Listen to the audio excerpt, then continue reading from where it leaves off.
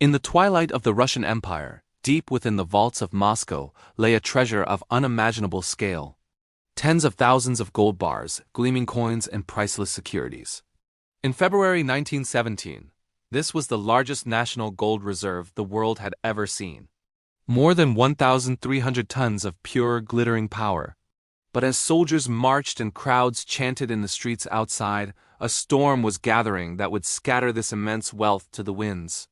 By the end of the year, most of it would simply vanish. Before the Great War, Russia's gold was a symbol of imperial might and stability.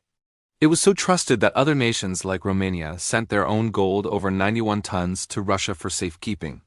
This wealth was meant to be untouchable, a guarantee of global trust.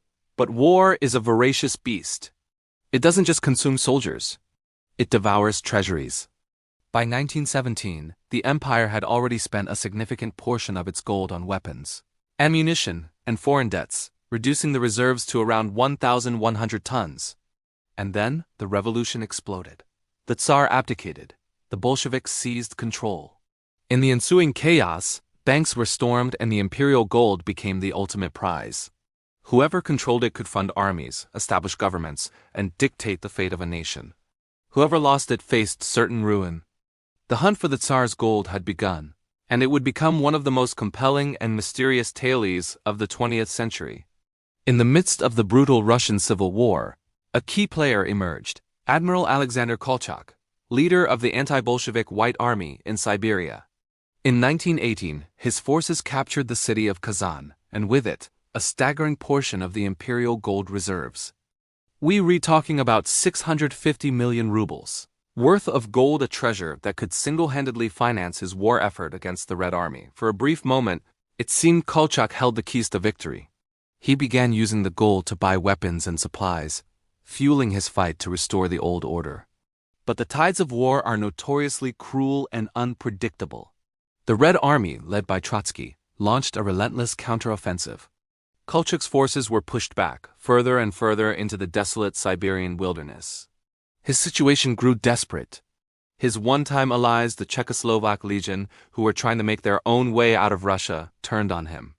For the price of safe passage eastward along the Trans-Siberian Railway, they demanded a huge chunk of the treasure. Kolchak, cornered and out of options, handed over 409 million rubles in gold. It was a stunning betrayal, but the story doesn't end there. What happened to the rest of Kolchak's gold? This is where history dissolves into legend. One of the most famous stories claims that as the Red Army closed in, a train carrying the gold plunged through the ice of the vast frozen Lake Baikal, sending the treasure to a watery grave over a mile deep. To this day, treasure hunters dream of recovering it. Other accounts suggest some of the gold was secretly shipped abroad, perhaps to Japan or other foreign powers, in a last-ditch effort to buy military support. The truth is, we don't know for sure. The gold was fragmented, scattered across a war-torn continent, becoming the stuff of myth. While Kolchak's treasure hunt ended in tragedy, the Bolsheviks were busy consolidating their own power. They eventually recovered the 409 million rubles that Kolchak had paid to the Czechoslovak Legion, adding a significant amount to their state coffers. But they quickly discovered a harsh reality. Gold alone cannot save a nation in chaos. The country was fractured. The economy was in freefall. Hyperinflation made the ruble worthless. People were starving. The new Soviet regime had gold, but they had no stability. They were forced to resort to brutal confiscations of church valuables and private property just to keep their government afloat. The treasure, once a symbol of ultimate power, proved incapable of solving the deep systemic crises tearing Russia apart. Beyond the grand politics and military campaigns, the human cost of this golden saga was immense. Imagine the soldiers who risked their lives, freezing in the Siberian winter, to transport this heavy, glittering metal across thousands of miles of hostile territory.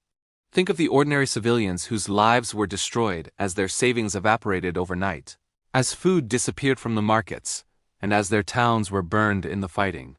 In the desperate struggle for survival, a bar of gold became almost meaningless compared to a loaf of bread. The lust for this treasure drove conflict, fueled betrayal, and led to countless desperate tragic decisions. Each coin, each ingot, carries a silent story of greed, hope, and unimaginable human suffering. So what are the big takeaways from this incredible story? First, the gold didn't just disappear. It was broken into pieces. Kolchak used some, foreign powers likely got some, and who knows, some might still be sitting at the bottom of Lake Baikal. It wasn't one single event, but a death by 1,000 cuts. Second, and this is a crucial lesson, possessing wealth doesn't automatically create a stable society. The Bolsheviks learned that money can't buy loyalty, security, or economic growth when the entire system has collapsed. Third, the legend itself became more powerful than the gold. For decades, the myth of the Tsar's lost treasure inspired conspiracy theories, books, films, and countless expeditions, proving that sometimes the story is worth more than the prize. Looking at this from our modern perspective, the story of Russia's lost gold is a powerful cautionary tale. It shows just how quickly immense, concentrated wealth can evaporate in times of political crisis. The most secure assets in the world are vulnerable when the institutions that protect them crumble. It's a stark reminder that trust between nations, and between a government and its people, is fragile. But there's also a more inspiring lesson here.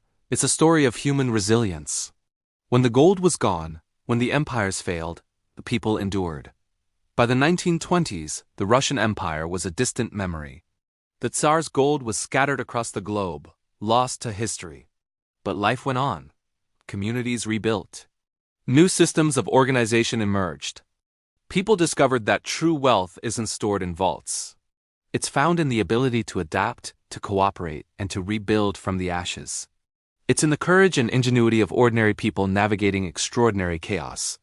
The physical gold may never be fully accounted for, but the history it represents is a vivid and timeless lesson about the true nature of power, wealth, and survival. So the next time you hear a story about a lost treasure, remember the saga of Russia's imperial gold. It reminds us that no matter how vast material riches are fragile in a world of human conflict and instability. And it teaches us that the most enduring treasures are not made of metal, but are found in the strength and resilience of the human spirit. Thank you so much for joining me on this historical journey. If you found this story as fascinating as I do, please hit that like button and consider subscribing for more deep dives into the mysteries of the past. Let me know in the comments what you think happened to the Tsar's gold. See you in the next video.